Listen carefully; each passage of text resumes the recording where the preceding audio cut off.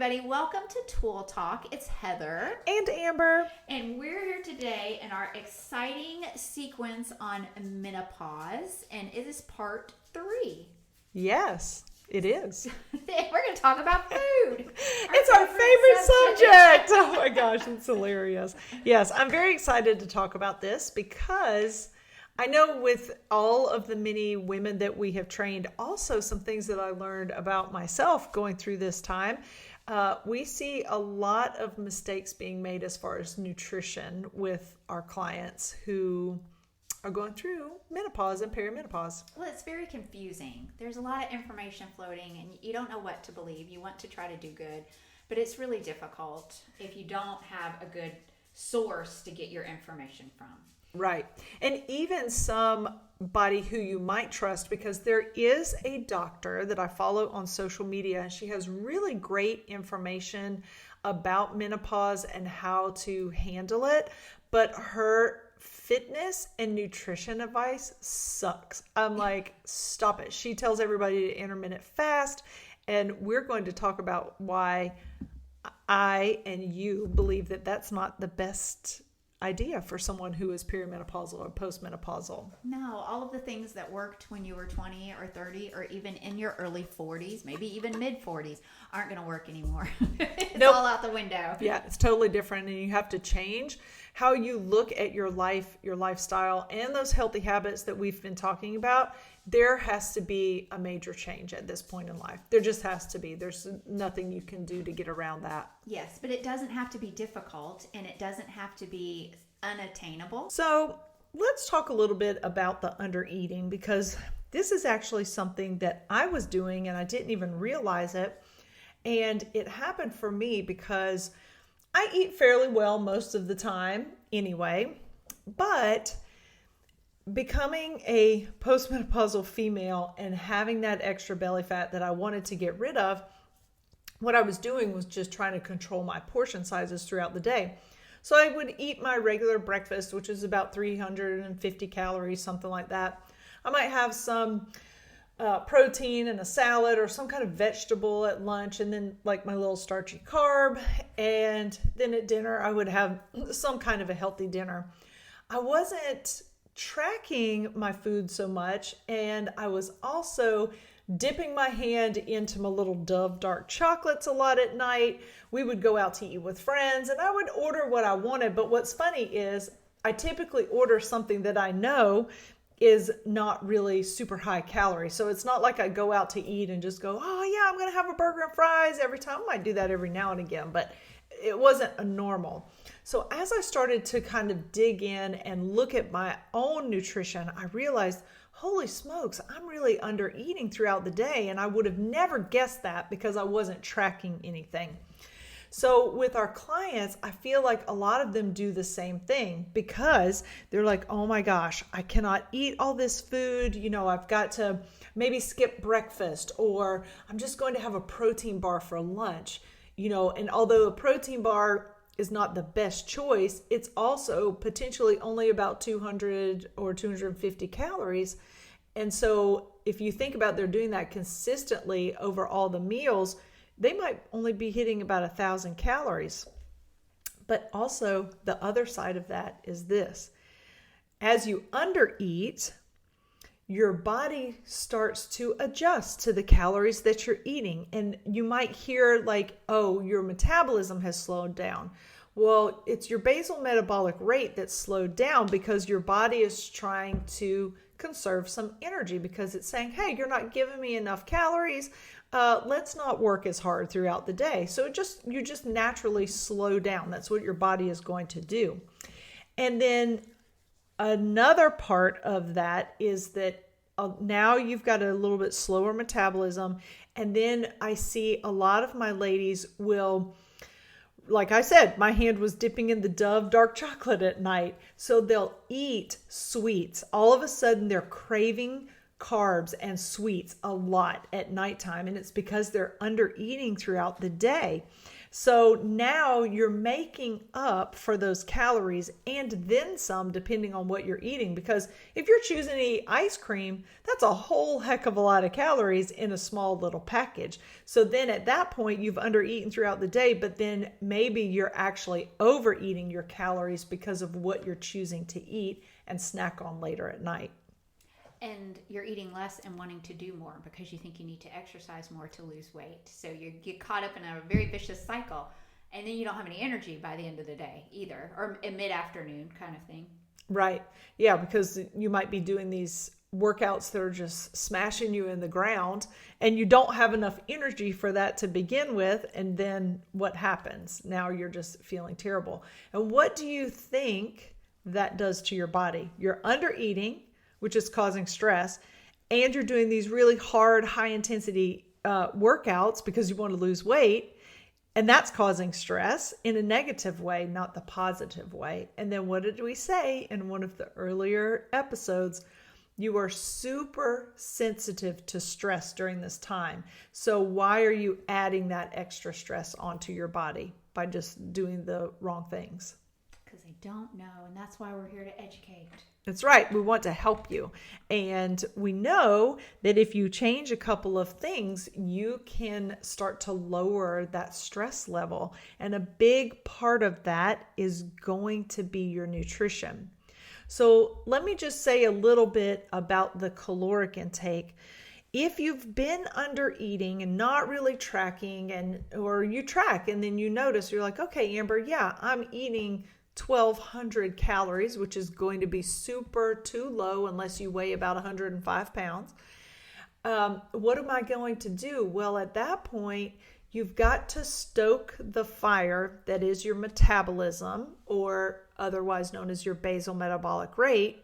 How do you do that? You take the stress off of your body by eating more. That doesn't mean it's a free-for-all. It just means that you need to start slowly raising the caloric intake that you're eating. So you wouldn't go from your 1,200 too low of calories to like 2,200 overnight. We don't want to do that. It would be a slow, gradual increase. But that's going to help your body to be less stressed when you're actually eating like you should. And remember that I said it's not just eating free for all. Now we have to really look at the quality of our food, because that is super important. Two things that we can concentrate on more of, since we've talked about we can't be restrictive.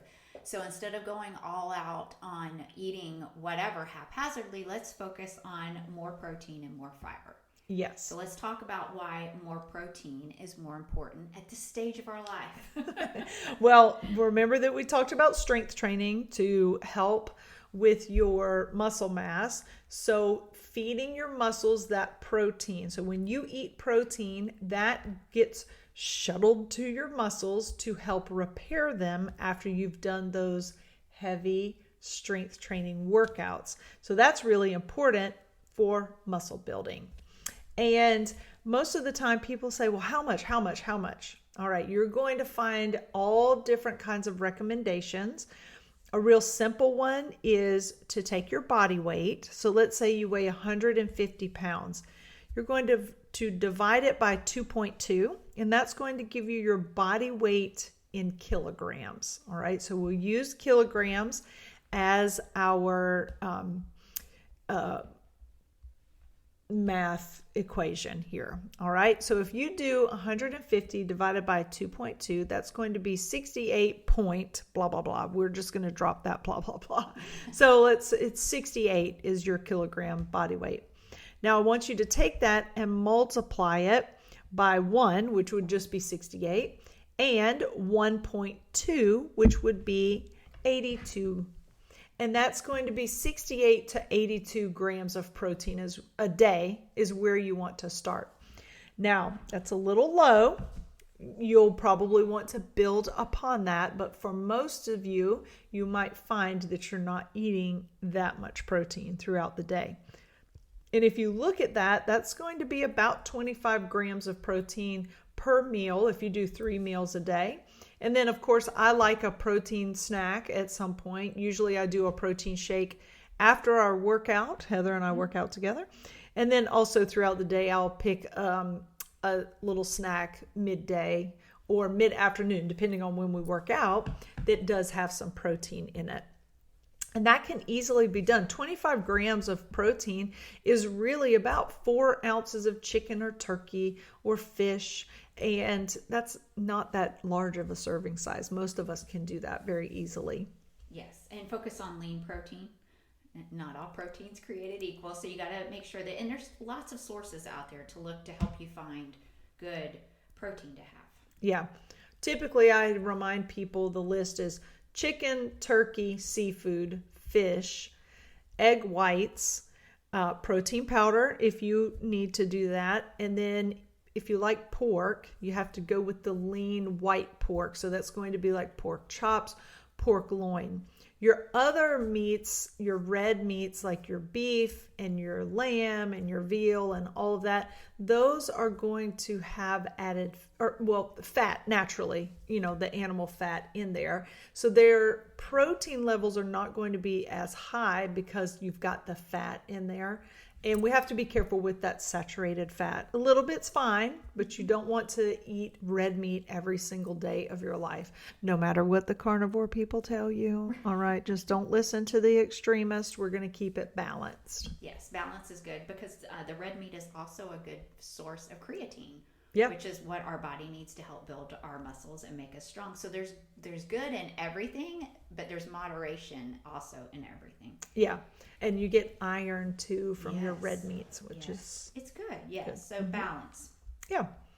All right. So we've added our protein and now we're going to add fiber. Mm-hmm. And I can almost guarantee you, if you have not been tracking your fiber or been thinking about it, you are not getting enough. Amen, Sister Susie. I agree. Yeah. And even as well as I eat, my fiber is it's hard. Too low. Sometimes. Yeah. And then sometimes if you get too much. Yeah, I've done that too. Me too. I increased my fiber a little too fast and I was not well for several days. And I thought surely I was going to die. But it did. It all evened out and everything was okay. But I will forewarn you when you start increasing your fiber with the vegetables and whatever else you choose to eat that is higher in fiber, just be careful. Yeah. And also make sure you increase your water intake. Water, yes. Yeah, absolutely. that's very important. When you Yes. increase your fiber, you must increase your water intake. And for ladies who are over 50, now some of y'all who are listening might be under 50 and you're probably perimenopausal, or maybe you're already menopausal like me. I'm under 50 and I'm already post, but we need 21 grams of fiber a day. That doesn't sound like much, but if you will track, you will see really quickly that Most things come very small, like 1 or 2 grams, maybe 6. Yeah. Some servings of things. So when you start looking, you'll realize, okay, I really need to focus on this. It's true. And here's some places you can get it. Did you know raspberries have the highest amount of fiber for your vegetables, fruits and vegetables? And whole grains, you can also get it from that. Now, this is where you have to read your labels. If you have something that has enriched flour in it, then the fiber content is probably not going to be that high. Yes. That's where you want to look for your whole grains, whole wheat. And if you are someone who must be gluten-free, now, don't be gluten-free because somebody's telling you that it tears up your intestines and all of that. Be gluten-free because you actually have an issue with it. If you are, you're going to have to work even harder to get the fiber in. I know my husband is gluten-free, and because of health issues, he must be, and he actually has to take a fiber supplement. Right. So. And fiber, we could probably do a whole podcast on fiber and how it affects our body. It's very fascinating. It goes everything from sleep to our depression and how we feel. So there's a lot of benefits to making sure that you get good fiber other than just staying regular. Yeah, and also your cholesterol blood levels. Sugar levels. Yep. Everything. So it's very interesting when you look at that, just because I'm a nerd, and when you said the sleep or the depression, yes. which many women, when they go through menopause, end up with depression and or anxiety either worse than what they had it, or if you're somebody like me who didn't deal with that in the past, you start to have it and you're like, where is this coming from? But the reason for that is because our carbohydrates help to create serotonin in our brain. And so serotonin is the feel-good chemical. That's what makes us happy. That's why if you go low carb, no carb, you're psychopath, because you need it to create that happy juice in your brain. So so always be aware when whatever it is that you're trying to follow or somebody tells you to do, if they tell you not to do something, like don't have blueberries or beans. Don't just because you need it all. Beans are a great place to get fiber too. And I know sometimes people complain about having the toots after they eat them, but if you're eating raw, or you're not eating raw beans, but if you're making them at home yourself, soaking them can be helpful. And some people just have to take something for the gas. I was gonna say, there's just something. And the fact that we all do it. So it's not like I know. I mean, I don't want to do it in front of my classes or anything. So would I eat beans before I was going to teach a class? Heck no. But at home, oh well, I'm going to do it because it's good for my body. Absolutely. All right. So we need to increase our protein.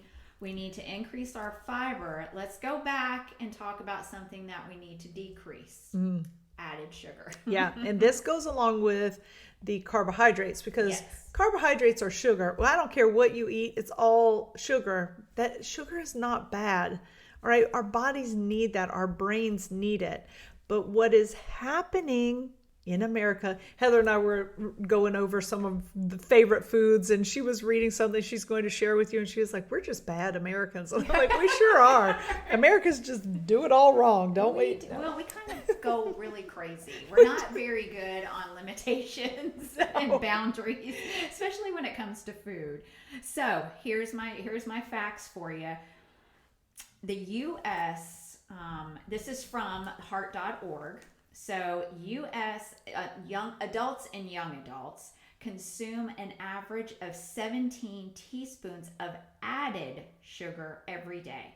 Do you know how much sugar, just not even added sugar, how much sugar we're supposed to have for women in our age group? 6 teaspoons. And that's just, So, and that doesn't even include the added sugar. So 17 teaspoons of added sugar. And I know there are videos out there that, show how much sugar is in like a thing of soda or something. They pour like the sugar in the cup, and, and it's outrageous. Yeah. And when you look at it, this is where people get a little confused, and it can be confusing, except I will say that the food industry now must separate the added sugars out, but you have to read the labels. You do. And dairy and fruit sugars do not count in your added sugar. So milk. All right. So if you eat yogurt, it is going to have sugar in it. It will list that under the carbohydrates. What you're looking for is the added sugar. Is there milk in there? Sure, then there's going to be sugar.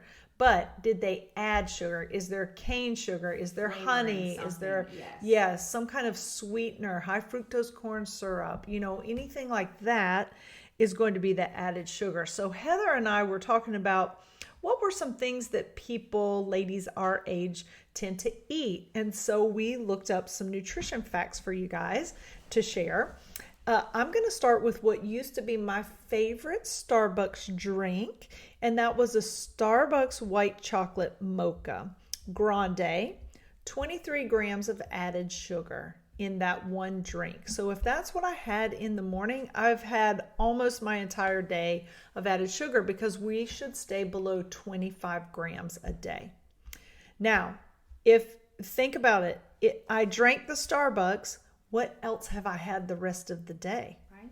Chances are you're eating something pretty close to that drink. You have a drink in one hand and some food item in another. Yeah, exactly. And Heather, I want to know why you looked up the Panera Blueberry Muffin. Do you eat that? I do not. Oh, okay. I didn't think you did. It's funny, but I hear a lot of people think that, okay, blueberry muffin, it's got to be healthy because it's made from blueberries, right? And so I know a lot of people, and that's like one of their go-to things is to get like a blueberry muffin from Panera or Starbucks. And it's just, tell me how much sugar is in one blueberry muffin. 35 grams. 35 grams. And 510 calories. Right. You could have a whole breakfast of like eggs and bacon and like a biscuit, green peppers, and probably a biscuit with even a little bit of honey on it, and still be under that amount of calories and sugar. Yeah. But it's quick. So that's typically what people think when they go through places like that. I'm going to grab something quick. I'm going to grab a smaller drink because if I got, the tall, that's just way too overboard. I'm just going to get, the smaller one. But still, it's just, yes, it's so bad. And then what have we learned about the sugar? We get all that sugar, and then what happens? Like our body now has been depleted, and we've crashed. Yeah, and then you have the crash and later. Crash, and you have that start all over again. That blood sugar spike, and then the blood sugar crash, which makes you not feel well. Right. We don't want those big spikes. No. And just FYI, you guys, your blood sugar always rises when you eat. That's just what your body does. Yes. I know there's a lot of people tracking their blood sugar spikes, and they tell you need to stay level all day. No, that's not going to happen unless you're just not eating all or day. exercising, because it'll also go up when you exercise. Yes, this is true. Ask anybody who's a diabetic. Right. They see that. Yes. All right, so tell us about some yogurt, because a lot of people think, I hear this too, I eat yogurt and it's healthy. Yeah. Yeah. Okay, so whenever we do nutrition coaching, I always try to get people to have the Greek yogurt because it has a lot more protein in it. And then to get the plain Greek yogurt, which most people don't like, but to spice it up yourself, which Heather does not like any of my... I'll do my own little dissertation when she's finished. For everybody who also is turning up your noses at what she's saying. I got you. I'll just hang on. That's right, because Heather, I tried really hard to give her all of my tips on the last retreat that we went to that she and I hosted, and we do all of the cooking for the food, and we have people test and taste different things. And I was like, here you go, Heather. I was so excited that she was going to love it. And she was like, this is gross. I was like, darn it. She and I have very different palates, but that's good because we can help coach people differently in our, business here. So if you want to get a Dannon vanilla, you might pick up the low fat because you think you're being healthier. I'm saying that with air quotes, with the low fat. It's 13 grams of added sugar in that little tiny container. So you've had half your day's worth of added sugar. The Oui by Yoplait, the French style that has the peach in it, has 14 grams of added sugar. So then that's leaving you 11 grams for the rest of the day. So you're eating so much added sugar just right there at breakfast. And then what else is something? Oh, no, you go ahead with your... yogurt. So she desperately tried to get, and I tried it. I have legitimately given the plain no fat Greek yogurt a try, and doing my own sweetener. I tried it, sweetening it with honey and fruits, and to me it's just too, gosh, I don't even know the word. It's tart.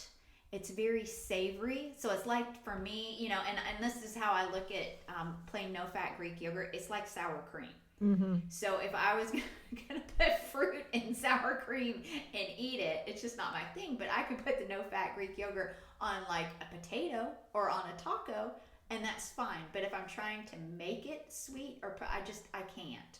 So then I go in search of the flavored Greek yogurt that has the least amount of sugar content. And I know it's not perfect, and in a perfect world I would be able and just force myself to eat this, but some things you just have to be okay with it not being perfect, and it's all about balance. So I don't have a lot of other sugary foods during the day. I try to be very cautious about my sugar intake, but I like the Dannon Light and Fit vanilla yogurt. It has the least amount for the plain vanilla. And again, if you think about it, and then I can add fruit, so typically blueberries or something like that. So, or strawberries. So it's not perfect, but you can try things and see, and just read the labels. I've got my husband reading labels now. It's fascinating. He's so proud of himself, and I am too. I'm very proud of him as well. It's just take the time to read the labels. Yeah, and to understand. So, like, is that Greek yogurt? Yeah. Oh, okay. Yes. So you're fine. So you have Yes. the extra protein in there. So Yes. that's fine. It is, and but like I said, it's not perfect, but it's something that I will eat because it's also a good probiotic and other things that it does. So yogurt's something that's good for you to ingest, but if you can't do the plain, be okay with it. Yeah. And then you made a comment, and I want our listeners to hear that and to be able to do this. So if she has that has a little bit extra sugar in it, she made the better choice out of all of the choices. She doesn't like the plain, so she's going to go without the little sugar. Then she looks at the rest of her day. Mm-hmm. So Heather knows that if she had that for breakfast, she probably shouldn't have a really sugary lunch. It's all about balance and just figuring out how to make it all fit so that you're doing the right things and you're enjoying your food, but you're not going over the numbers, doing too much. Nobody wants to be oppressed when they're eating their food. No, right? We get so many, boundaries and limitations all day long through everything else. It's so freeing if you can figure out how to help yourself to enjoy food that's better for you. Yeah. And neither one of us eat this perfect exact diet. There are things that we add in here and there. We're going to do a whole other podcast on that. And then another thing that a lot of times our ladies will grab is protein bars. Yes. Which I'm like, stop eating. A protein bar is just a glorified candy bar, really. And should be for emergency use only. Yeah. I will carry a protein bar that I have, again, read labels, picked the one that I like the taste and is not filled with a bunch of extra crap. And I keep that in my backpack, or I keep one in the car. So if I'm out somewhere and I see that I'm not going to be able to get to my regularly scheduled healthy meal, I can snack on that instead of driving through a drive-through somewhere. Because I know a lot of you, that's what you do. You get stuck out running errands, and what's closer? Going, home to eat your salad and, your chicken, grilled chicken salad, or driving through like Zaxby's and getting a salad, or, or a drink, through Starbucks and getting a Frappuccino, mocha, white chocolate, sugary drink. So, but they are not a meal. They are not a meal replacement. They are not a regular scheduled snack. And tell us why. How much sugar can we find? Well, Cliff bars used to be my favorite. I don't Me really too. eat them that much. The peanut butter one was my favorite. But so Heather looked up Cliff chocolate peanut butter protein bar, 17 grams of added sugar. And it's got 20 grams of protein, which is great. But if you're bringing on board 17 grams of added sugar, does it really balance out? Yeah. No. Because really, you could make your own protein shake with a really quality protein powder and add some fiber in there with the fruit. Have a low-calorie milk that you do it if you choose to do that. And you could get 25 grams of protein with no added sugar, or minimal if you needed to sweeten it up. Although, the protein powder that we use, it's sweet to me enough. It doesn't need added, and then you put fruit with it, it's even better. But you made a comment about stopping, and I just want to say this. You can stop at a grocery store. Yes, and go into they got pre-made salads. Yes. And also, so this happened to me today. So I have a particular snack that I eat. If y'all want to know, it's just low-fat cottage cheese. I do Daisy because it's got very simple ingredients. And then I have some type of a fruit for the fiber part. And then I do cashews for that snack. All right. So I left this morning without my snack, and I had class and a client and a meeting, and then Heather and I were getting together to, do some work stuff. So I was like, oh my gosh, I'm going to starve to death if I don't go get something. So I stopped at Publix. They had the single serving cottage cheese. I went and just bought some nuts because nuts aren't going to go bad, right? I can just eat those throughout the week. I can keep them in my car if I want to. And I grabbed one banana. How easy was that for my snack that I could have starved myself to death, or I could have been like, oh, I'm just going to run through McDonald's and get me some French fries, But no, you have to think about how are you fueling your body. And this is something, so just want to recap. Stop obsessing about so many things and start focusing on the things that really matter. So track your fiber, track your added sugar. That right there is going to improve your nutrition more than if you tracked your calories, because although calories matter, y'all, if you don't have the quality of your food where it needs to be, I don't really care what you're eating. You're not going to feel your best if you're not looking at the nutrition that really matters. So those are the two, and your protein. Tracking your protein is another good one. So just a review of the numbers. You need at least 21 grams of fiber a day. You need protein that is 1.0 to 1.2 grams per kilogram of body weight. And you find that out by taking your body weight and dividing by 2.2. That gives you your kilograms of body weight. And your added sugar needs to stay below 25 grams a day. So that's your review. Now we're going to talk about another thing that you really have to control and maybe even take out of your life. I'm going to let Heather start with that. Okay, this could hurt some of you. Your feelings. But we'll be okay. We'll get through it. It's manageable. Mm-hmm. But you really do need to reduce your alcohol intake. Now, I know we have been taught that the red wine is good for our soul, and it helps our heart, and it helps us to relax, and it does all of these wonderful things for us. But in actual real life news, it can be very detrimental to your nutrition mm-hmm. in your body and how your body reacts. And we all know that when we get to perimenopause, our bodies don't do anything that is normal. No. So we need to make sure that we address the situation.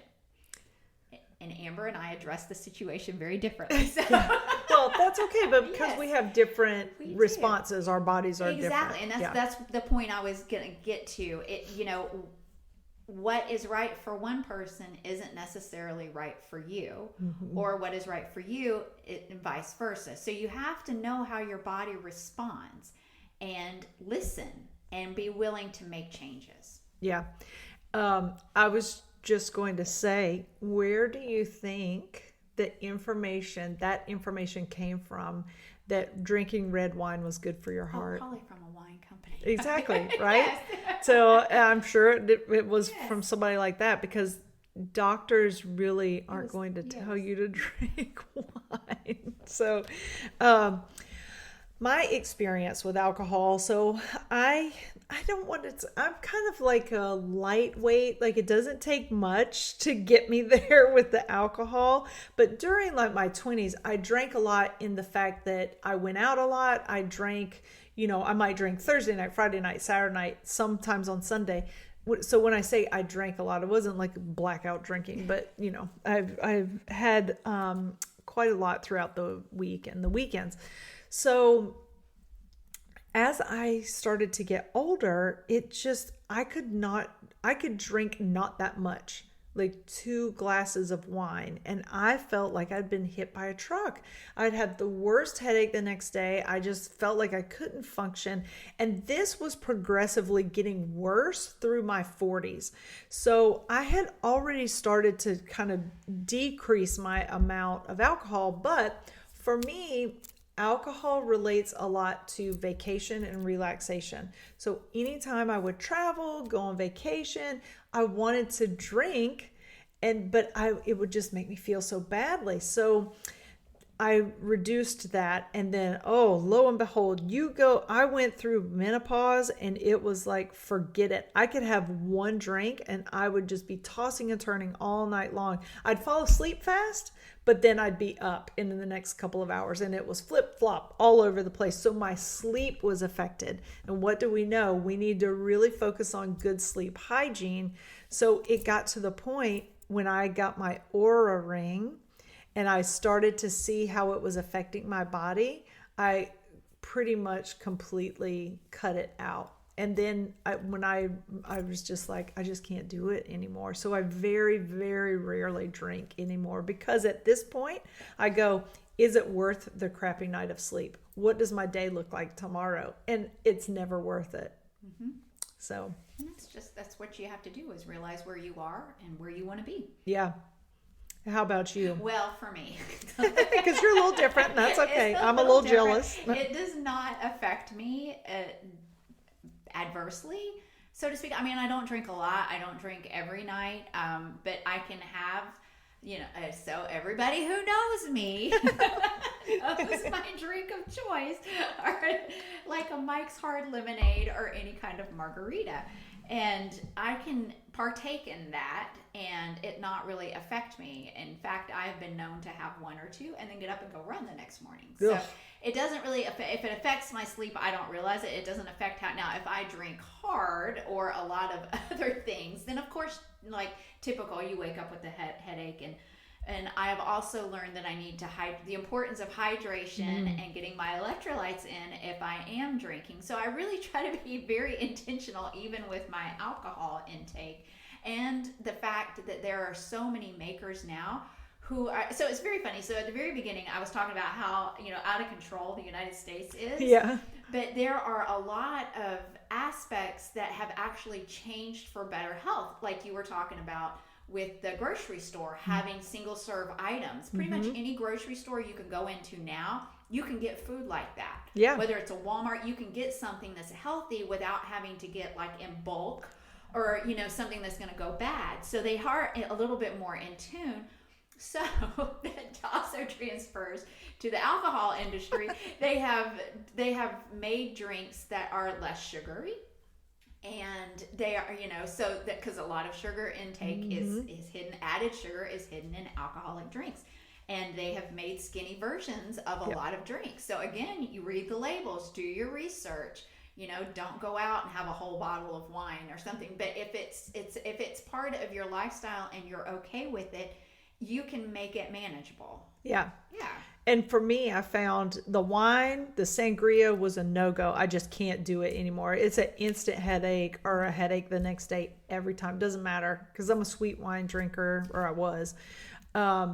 So I did experiment. I can go with like a hard liquor and maybe something that's what they call a skinny that doesn't have like the what's in a margarita, the sweet and sour sauce or not sauce, but the simple syrup. Yes. So if I get something that's just like the fruit juices and tequila or whatever, that doesn't do me quite as bad. And so some of them now are using like the monk fruit and other sugar sources that are not as bad for you. Yeah.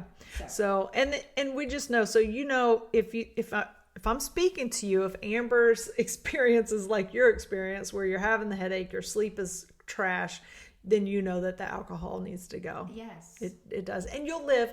It took me a little while to kind of get used to it, but it's very interesting. Even in social situations, a lot of times I'm like, it's just not worth it. So sometimes a lot of places, because there's a lot of people living sober lives now and sober curious. There's a lot of places that do the mocktails, and I've ordered some, but they're getting a little ridiculous. Like one place, it was the same price for a mocktail that it was for an alcoholic beverage. I was like, okay, this is a little ridiculous. Yeah, I'm like, come on now, this is just juice. You should give this to me for like half price. So, but I have done that, and that's nice. Occasionally I want to have a little flavored drink, and that's what I do. So in essence, you can only control you. Yeah. So pick the things that you can control and take charge of them. Help yourself. Don't be a victim of your circumstances or your age or whatever is happening in your life. You can handle things. Just pick one thing and go with it. Yeah, for sure. And start small. Start small. Yeah, yes. it doesn't have to all be over. Yeah, overwhelming. I got to do it all right and I have to do it all right now. No, you will surely fail. Yeah. Every better choice you make towards your health is a step in the right direction. Absolutely. And the one thing that we forgot to go a little deeper on was the intermittent fasting. And why we would encourage you as a perimenopausal or postmenopausal female to not do that. And that, in my opinion, now this is Amber's opinion, but y'all remember I've been doing this a long time. I've coached a lot of people and I am on this menopause journey too. Here's the one thing that I want you to think about with intermittent fasting. If you are working to preserve your muscle mass, but you're choosing not to eat for a large portion of the day, what do you think that's doing in terms of your caloric intake, your protein intake, and how your muscles are being fueled? So I hear of women who only eat within a 4 or a 6 hour window.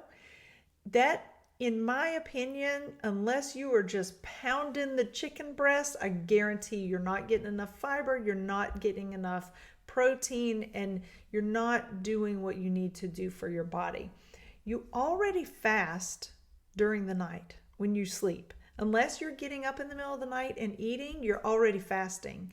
So if you look at it in that sense, then just schedule your day around eating a balanced carb, protein, and fat at every meal and figure out what that looks like for you.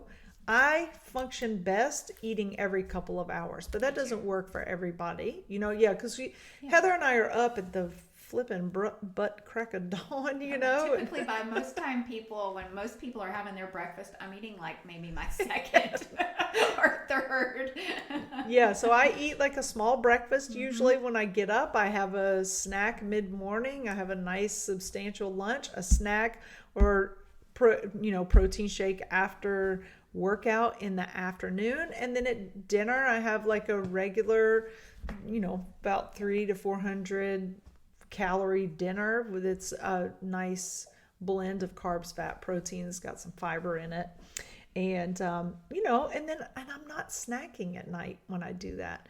And the other thing that both Heather and I do, and we tried to teach this at our last retreat, is to actually eat a little something that has some carbs, some fat, and some fiber before you go to bed. I know that that's started to help me to sleep better. Oh, me too. I can tell a difference. And it's funny because I'm one of those people that has to test it to see if it really works. And then I didn't do it for a night or two and I did not sleep as good. At all. Yeah. And it's really simple. I do Greek yogurt, blackberries, and a little bit of peanut butter because I love peanut butter. And I just mix all that together and that's my little snack. What do you do? I do vanilla Greek yogurt, blueberries, and a little bit of the honey granola. Yeah.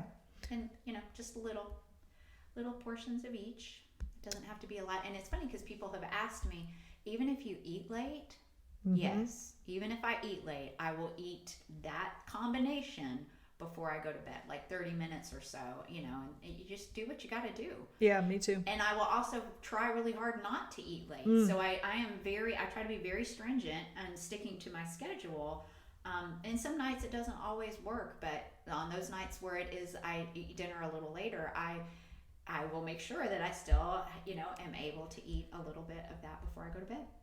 And you made a little point there that we need to make sure that people heard that and put this down in your little notebook if you're taking notes, that if you will set specific times to eat every day and really try to stay within that time range, it does help you with your hunger levels. It helps your body to adjust and know when it's time to eat. And it is a great thing to be on a schedule of eating. I actually eat on a schedule and I sleep on a schedule. And that's really helped me to balance things out really well.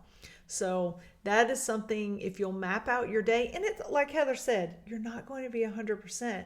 It doesn't mean that you have to do it every single day. Sometimes on the weekends I get kind of off kilter because I might eat my breakfast later than I do when I'm working during the week, but I still will stay as close as I can to that consistent eating schedule. Yes. Schedules are good. Yeah. Schedules make the world go round. No, it's a system. If It you think is. about it, this is your system, It is your system. for good health Yes. and for feeling your best. Because I'm going to tell you what, I feel pretty doggone good. I do too, most of the time. Yeah, Yes. I know, right? Despite how everybody else tries to interfere.